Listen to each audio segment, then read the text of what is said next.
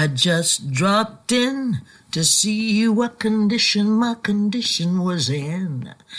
Welcome. Thank you for listening. This is Kathy of kathysright.com. And we have had an interesting, if not exciting week. The Democratic Party is falling apart at the seams, and I'm here to watch it.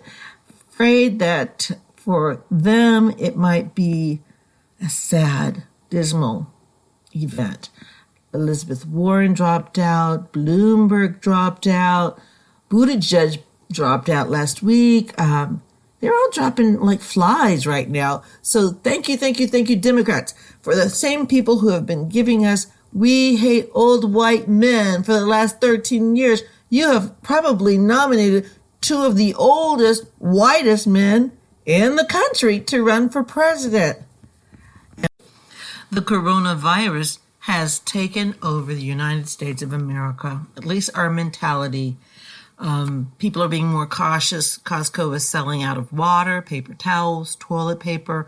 People think the zombies are going to be coming out at any moment. Well, you know what? This isn't new for me. I've always suffered from OCD, obsessive compulsive disorder. I'm a germaphobe. I don't like other people's germs. I don't consider myself to have germs. Isn't that weird? The only thing about OCD is there's no rhyme or reason to it. It is completely irrational. And the person who was dealing with it, me, we know it's irrational, but it seems like it doesn't go away. It took me years to be able to touch a grocery cart. I mean, really, I used to have to wipe it down or spray it with Lysol, which I kept with me at all times. And then after my baby was born, my first child, I was even more obsessive compulsive, and nothing could touch her that had a germ on it. So it is really debilitating and time consuming because you're washing your hands a lot. I wash my hands every time I leave my living room and come back because it's an open concept room with the kitchen there. And I have to wash my hands before I do anything. And it's really time consuming, and there's no rhyme or reason to it. It's just a little cray-cray for Cathay. So I'm just feeling bad for other people having to go through that now because they're now understanding how germaphobes feel all the time. It is just not fun. However, I did watch Trump's town hall yesterday. And also, I watched Elizabeth Warren declare herself not running for president at this point. She basically said that her party, because it wasn't Republicans that had the opportunity to vote for her or not vote for her, but she was basically saying that her very own party, the Democratic Party, however you want to put it, they're sexist. And that's why she didn't get what she wanted. They're all sexist. And that's why, as much as they complain about old white men, that's who they finally chose. Joe Biden and Bernie Sanders. Even Democrats have to be embarrassed by that. I mean, that is dreadful. Because Bernie is a crazy old guy, and he's just out there. He's a communist, and everybody knows it, and they're sugarcoating that because they're just saying, oh, it's a movement. Well, there's no communist movement in this country. You know what that is? That is a bunch of college professors licking their chops because they're thinking that what they taught, what they indoctrinated your young people into in their classes finally took. And they are salivating at the idea that so many people, drank their Kool-Aid and actually are willing to vote for communist government, which has been proven to fail time and time again and kill millions of people in doing so. It convinced our young people, if you look behind Bernie and any of his ads, any of his speeches, there's a bunch of people who barely are out of their pimples of teenage years. And that's what they're getting. And they're actually voting and excited about something, but they don't even know that they've been brainwashed. Because brainwashed people never do. And so trying to tell them, express to them that, what you're thinking is wrong for this country. And it's something that our forefathers and our fathers have fought against in this country. So please do not try to bring in this sort of craziness that has failed Cuba, failed Russia, failed everywhere, failed Venezuela. So please do not bring that into this country just because of your student debt.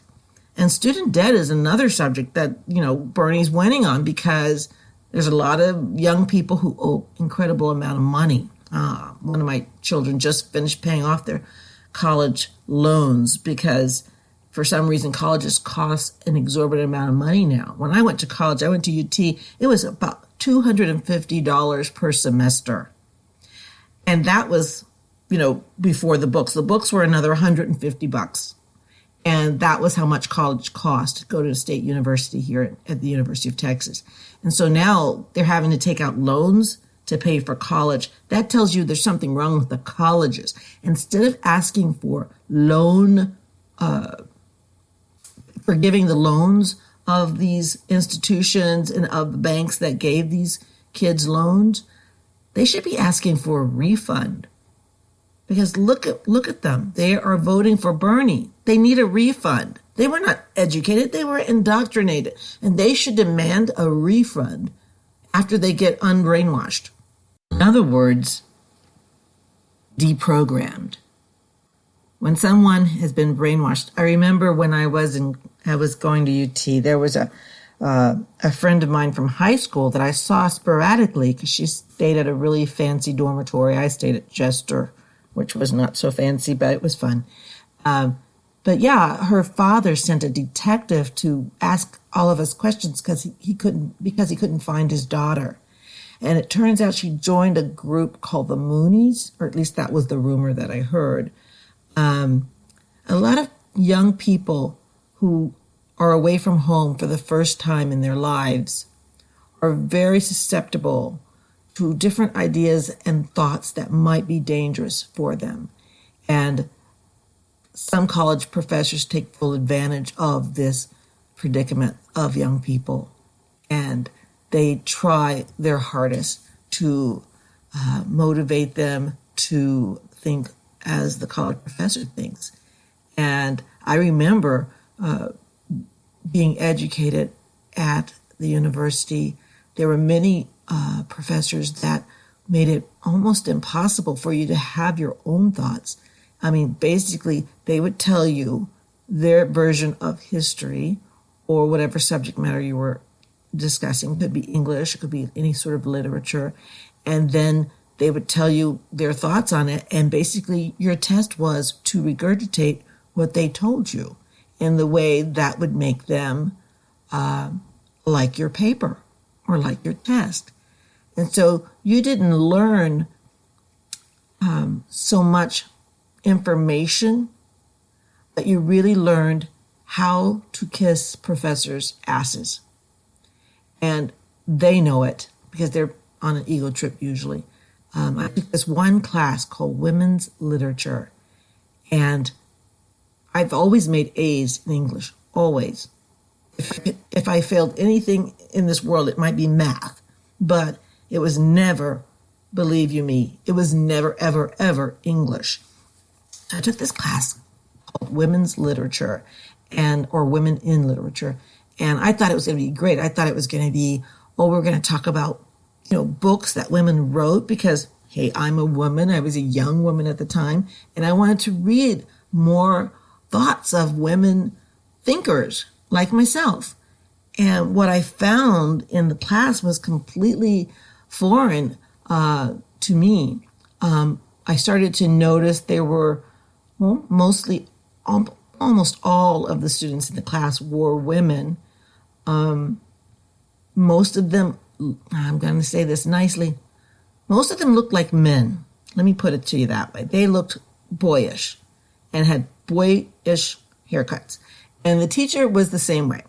I'm not going to say whether they were lesbian or not. I don't know.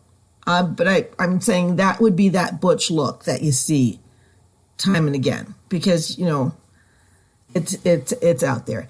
And so I went in the class and I would arrive. It was an 8 a.m. class. I don't know how I made it every day. But the teacher, she gave me a D on a paper. I was comparing the literature of Yeats, I think was his name, and this lady who wrote the book. Now, mind you, we had to read a total of 5 books for the class. 5 books. And those 5 books, all 5 of the women at the end of the book, the subject matter of the books, all of them committed suicide at the end. It was the most depressing class. And not to mention, I felt like the girliest girl in that classroom. And it was just not what I thought. It was anyways, that teacher, I'm not going to name names, but she gave me the first D I ever made on a paper. She said that she just gave me a D. And I took that paper to another professor that I knew in the English department. And he said that at worst, it would have been a B+ paper because I substantiated everything's complete sentences. I know how to put together a paragraph. It was obviously, there was no red marks on my paper. You know how teachers do this. Oh, you didn't do this right and you could have done that. No, there were no suggestions, no red marks, just a D.